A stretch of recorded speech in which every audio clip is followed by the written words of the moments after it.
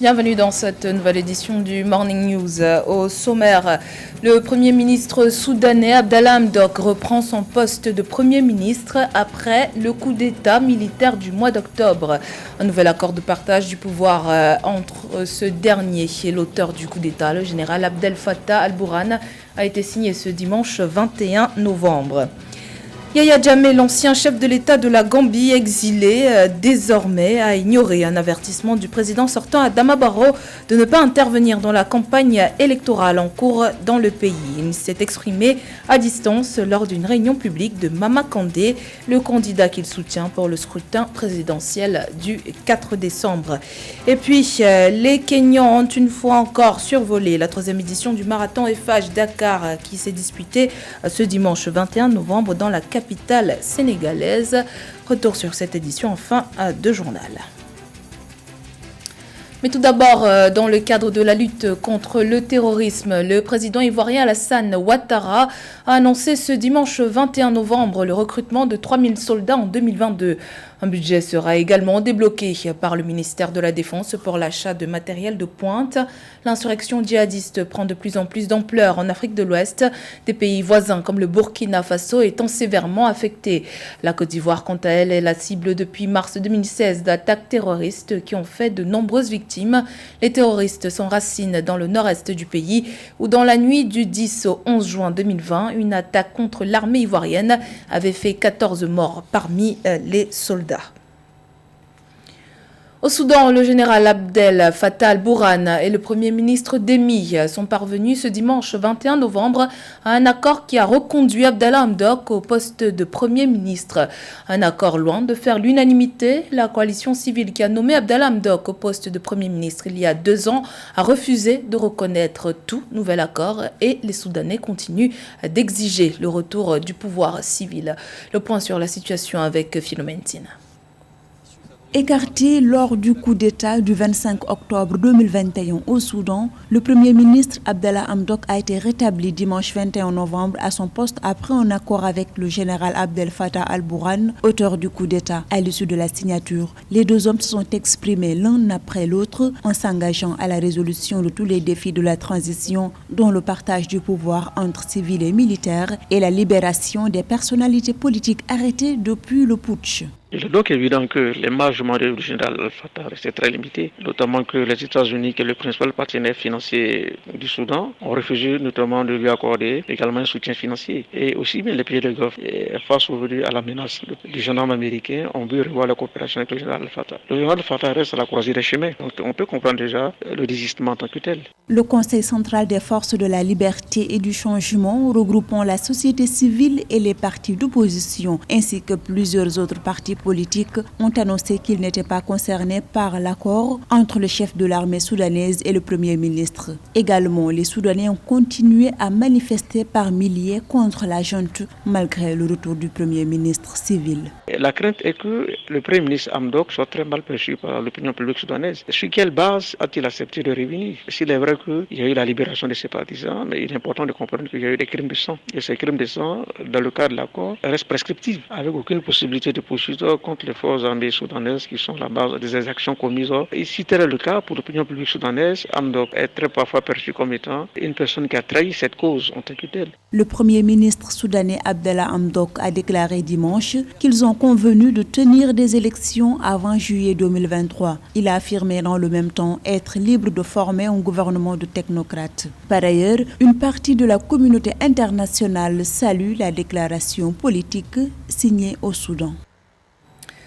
Yahya Jammeh a violé l'interdiction de participer à la campagne électorale en Gambie.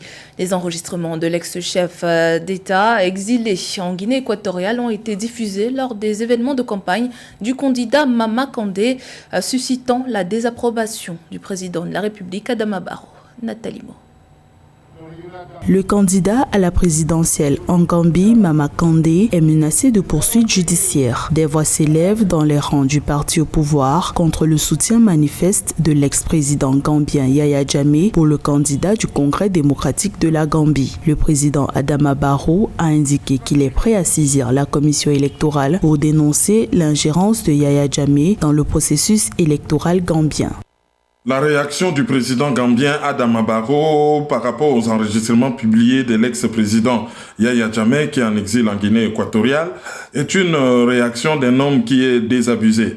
Il est reproché à Mama Kandé de diffuser des enregistrements audio de Yahya Jammeh lors de ses caravanes électorales. Pourtant, l'ex-dirigeant est sous le coup d'une interdiction de participer à la campagne électorale dans le pays. De plus, son parti, l'Alliance patriotique pour la réorientation et la construction, n'a présenté aucun candidat pour le scrutin, mais a signé une alliance avec le parti présidentiel, le Parti national du peuple. Même président qui a signé un accord électoral, du moins son parti, avec l'actuel président Adama Barrow, a signé quelque chose de semblable avec son rival, qu'il soutient par des enregistrements publics, est une trahison qui s'apparente à un coup de couteau dans le dos.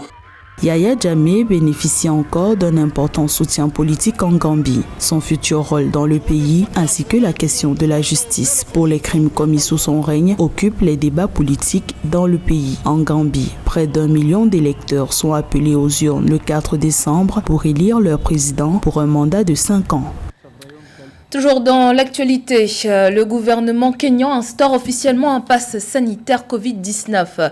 En vertu de la nouvelle réglementation sanitaire, les Kenyans devront prouver qu'ils sont entièrement vaccinés contre la Covid-19 pour avoir accès aux services publics, aux transports en commun et aux lieux publics tels que les parcs nationaux, les bars et les restaurants. Le Kenya prévoit une campagne de vaccination massive de 10 jours à partir du 26 novembre et la présentation de ce certificat sera exigée à partir du 21 décembre 2021. La foire commerciale intra-africaine a pris fin dimanche 21 novembre dans la ville de Durban, en Afrique du Sud. Les contrats signés lors de cet événement destinés à favoriser le commerce intra-africain ont atteint un montant de 36 milliards de dollars pour cette deuxième édition, un résultat qui fait la satisfaction des organisateurs. Ange Nomeño. 36 milliards de dollars, c'est le montant des contrats qui ont été signés lors de la foire commerciale intra-africaine qui s'est tenue du 15 au 22 novembre à Durban, en Afrique du Sud. Un résultat qui tend vers les 40 milliards de dollars d'investissement visés et qui rassure les organisateurs. La première édition avait en effet vu la conclusion de 32 milliards de dollars d'investissement. Je suis vraiment satisfaite. 36 milliards de dollars, c'est avant tout une amélioration de plus de 20 à 80%. Et vous devez comprendre aussi que nous sommes dans une période de pandémie. Nous continuons d'enregistrer les entrées dans la base de données de contrats, dont je pense que nous devrions dépasser ce chiffre. Mais avec 36 milliards de dollars de contrats, c'est excellent. At $36 billion is excellent. Les deals continuent d'affluer avec notamment l'implication du digital. Pour les organisateurs de la foire, les espérances ont bien été au-delà des attentes. L'espoir de voir naître une libre circulation des personnes et des biens n'est pas loin de devenir une réalité. Je pense que l'une des choses qui doit être faite a été faite, et c'est la zone de libre-échange continentale africaine. Mais je continue de croire que nous devons commander nos leaders. Il y a beaucoup de travail à faire et beaucoup de choses à mettre en place. Il y aura des problèmes liés aux frontières, des problèmes liés à l'immigration, mais l'accord a été signé et c'est déjà une bonne chose. La foire commerciale intra-africaine de Durban en Afrique du Sud a eu le mérite de rassembler environ 11 000 exposants pour cette deuxième édition. 46 pays africains ont été représentés dans les différents stands et plusieurs partenariats ont été noués tout au long de cette foire. Développement de 2 projets routiers d'envergure au Niger. Les autorités ont récemment approuvé 5 contrats de construction de routes rurales à Tawa et Tillabéri, des localités aux potentialités agricoles et touristiques non négligeables. Mildred Yamon.